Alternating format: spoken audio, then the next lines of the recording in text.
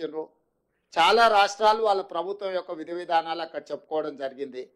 అందరినీ పరిగణలోకి తీసుకున్న తర్వాత ఇతర రాష్ట్రాల నుంచి ఇతర దేశాల నుంచి తెలంగాణ రాష్ట్రము అద్భుతమైన పెట్టుబడులను సాధించింది. దీన్ని అభినందించాలి. కడుపులో కుళ్ళున్నోళ్ళు, మా మీద అసూయ ఉన్నోళ్ళు అభినందించారు, ఏడుస్తుంటారు. ఏం చేస్తాం వాళ్ళని చూసి? ఇప్పుడు పెట్టుబడుల గురించి మాట్లాడుకుందాం చారి గారు. నేను మీకు ఒకటే చెప్పదలుచుకున్నా, ఈ మధ్య రీసెర్చ్లలో ఒక కొత్త జబ్బు ఏదో కనిపెట్టినరు, అంటే డాక్టర్లు మన ఏదో మాట్లాడుతూ చెప్తాను, అటెన్షన్ సీకింగ్ డిజార్డర్. అంటే ఎక్కడికైనా పెళ్ళికి వెళ్తే పెళ్లి పిల్లగాని మీదనే ఎక్కువ అటెన్షన్ ఉందనుకో, ఆ పోయినో నేనే పెళ్లి పిల్లగాని అయితే బాగుండని, ఎక్కడైనా సావుకు పోయిండు గొప్ప శవయాత్ర జరుగుతుంది అనుకో, అంటే ఈ శవయాత్ర గొప్ప జరుగుతుంది, నేను శవాన్ని అయితే ఇంకా బాగుంటుండని. అంటే వాళ్ళకి ఎంతసేపు ఉన్న అటెన్షన్ అంతా వాళ్ళ మీదనే ఉండాలని ఒక పిచ్చి ఉంటుంది. ఆ పిచ్చితోని పెళ్లి పోతే పెళ్లి పిల్లగాడు కావాలని, సావుపోతే శవం కావాలని ఇట్లాంటి కోరికలతో కొంతమంది ఉంటారు. నేను చెప్పేదాన్ని పెట్టుబడుల గురించి. ఈ పెట్టుబడులు ప్రభుత్వము విధి విధానాలు మేము వెళ్ళి ఆకర్షించి పెట్టుబడులు తేవడంతో, అరే వాళ్ళు ఎట్లా ఆకర్షిస్తారు, నేను పోయినప్పుడు ఎవరు రాలేదేంది, ఇప్పుడు వీళ్ళు పోగానే ఇంతమంది వస్తున్నాయింది, ఇన్ని పెట్టుబడులు వస్తున్నాయిందని ఈ అటెన్షన్ సీకింగ్ డిజార్డర్ అనే జబ్బుతోని ఒక ఆయన బాధపడుతుండు, ఇంకొక ఆయనకు మద్దతు ఇస్తుండు. ఇక ఇక ఆ సమయం అది ఇక మీరంతా ఏం చేస్తారు? అందుకే మీకు చెప్తున్నా జబ్బు ఉందని.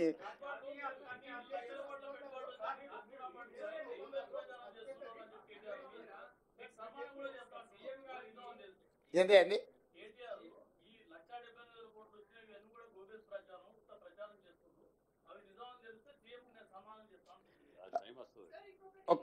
ఇప్పుడు సంస్థలు ఏవైతే ఉన్నాయో, అమెజాన్ కానీ, లేకపోతే సన్ పెట్రోకెమికల్స్ కానీ, ఇన్ఫోసిస్ కానీ, విప్రో కానీ, హెచ్సిఎల్ కానీ, ఇట్లా వరుసగా నేను సంస్థల అన్ని పేర్లు ఇస్తా.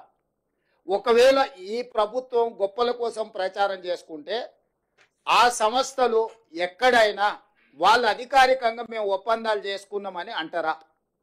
అంటే ఒక మనిషి యొక్క లేఖితనము, అజ్ఞానము. ఇప్పుడు ఐటీఈఎస్ సింగపూర్ ప్రభుత్వం మాతో ఒప్పందం చేసుకున్నది సాంకేతిక పరిజ్ఞానంతో. అంటే సింగపూర్ ప్రభుత్వము మాతోని ఒప్పందం చేసుకుని మేము కాదు, వాళ్ళు చెప్తున్నారు కదా. అదేవిధంగా ఎస్టీటీ డేటా సెంటర్ సింగపూర్ నుంచి, అదేవిధంగా క్యాపిటల్ ల్యాండ్, ప్రపంచంలోనే పెట్టుబడులకు Blackstone investments, capital land అనేది ఒక పెద్ద సంస్థ, ఆల్రెడీ వాళ్ళ ప్రజెన్స్ ఇక్కడ ఉంది ఆ సంస్థ. అదేవిధంగా HCL Tech, Infosys, Wipro, eclat health solutions, world economic ఫోరంలో ఉండే digital health actual, Skyroot Aerospace, ఇక్కడ ఆల్రెడీ రాకెట్ తయారు చేస్తున్నారు, మీకు తెలుసు కదా వాళ్ళు.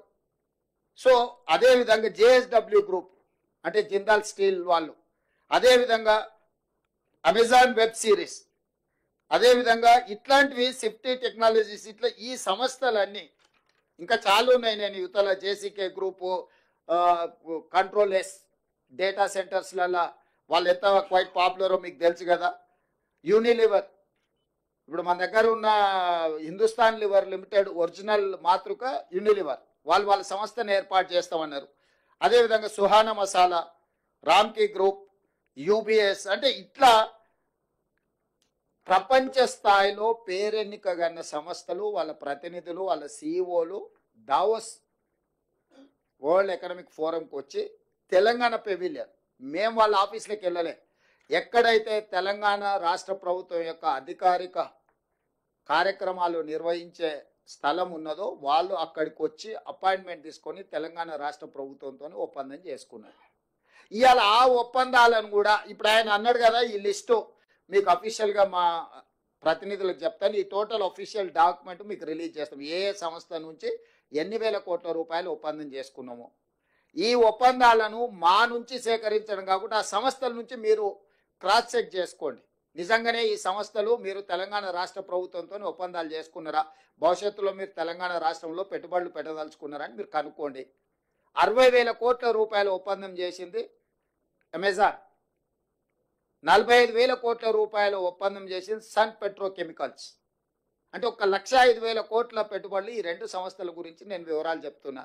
మిగతా ఇన్ డీటెయిల్ ఇక్కడ ఉన్నది.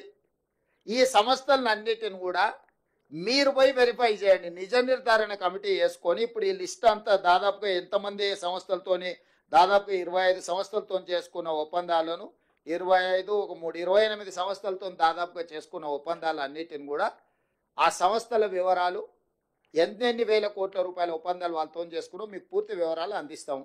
మీరు పోయి ఆ సంస్థలతో క్రాస్ చెక్ చేసుకోండి. మీడియా మిత్రులు ఒక నిజ నిర్ధారణ కమిటీ వేసుకోండి. తెలంగాణ రాష్ట్ర ప్రభుత్వం చెప్తున్నది వాస్తవమా కాదా, లేకపోతే ఈ అటెన్షన్ సీకింగ్ డిజార్డర్ జబ్బుతో బాధపడుతున్నాయని చెప్తున్నది నిజమా, ఈ రెండింటిని నిర్ధారించి మీరు చెప్పండి. అసలు పెట్టుబడులు వస్తున్నాయంటే మీకు ఒకవేళ సంతోషం వ్యక్తం చేయడానికి ఇష్టం లేనప్పుడు మౌనంగా ఉండండి. ఈ అక్కస ఎందుకు, అసూయ ఎందుకు, కడుపులో మంట ఎందుకు? కాబట్టి మీరు కూడా ఏమంటున్నానంటే ఇట్లా మాట్లాడే వాళ్ళను కొంత నియంత్రించండి. ఎక్కడైనా మీకు తెలిసిన డాక్టర్లు ఉంటే చూపించండి, వాళ్ళకు వైద్యం చేయించండి. ఏమైనా ఎక్కువ తక్కువ అయితే సీఎం రిలీఫ్ ఫండ్ అని ఇద్దాము. తిక్కలోడు ఇదే కదా ఈ రోజు ప్రెస్ మీట్ పెట్టిందే పత్రం, ఒప్పందాలు చేసుకునే శ్వేతపత్రాలు. ఇక మళ్ళీ కొత్తగా శ్వేతపత్రం ఏంది? ఆ శ్వేతపత్రం అనే పదం తెలుసా ఆయనకు? శ్వేతపత్రం అడిగేటానికి శ్వేతపత్రం అంటే ఏంది? White paper. వైట్ పేపర్ అంటే ఏంది? డీటెయిల్స్ ఇవ్వడం. డీటెయిల్స్ అఫీషియల్గా ప్రతి ఒక్కరితో ఒప్పందాలు చేసుకున్న ఫోటోలు వివరాలు అన్నీ మీకు ఇచ్చినాం కదా. సీక్రెట్గా ఉంటే, అన్డిక్లేర్డ్ డీటెయిల్స్ ఉంటే, ప్రకటించని అప్రకటిత సమాచారం ప్రభుత్వం దగ్గర ఉంటే మనం శ్వేతపత్రం డిమాండ్ చేస్తాం. ప్రభుత్వం పలానా సంస్థకు మాత్రమే వివరాలు తెలుసు, ప్రజలందరికీ తెలవాలి కాబట్టి వాటన్నిటిని కూడా మీరు విడుదల చేయండి అని అడిగేది శ్వేతపత్రం. అసలు ఎవ్రీడే ఏం ఒప్పందాలు చేసుకున్నాం వాటి వివరాలన్నీ మీకు ఇచ్చి మీరు ప్రచురించిన తర్వాత విత్ ఎవిడెన్స్ విత్ డీటెయిల్స్ సంతకాలు ఒప్పందాలు చేసుకున్న వాళ్ళన్నిటిని మేము ఇచ్చినాం. అదే శ్వేతపత్రం కదా. నేను అదే చెప్తున్నా, ఏదో పదం బాగుంది కదా అని అనేసి ఆ తర్వాత దాని అర్థమైందో తెలుసుకొని అర్రే ఇట్లా అనేది లేకుండా అని ఏ పిచ్చోడు పిచ్చిపడు. నేను రాహుల్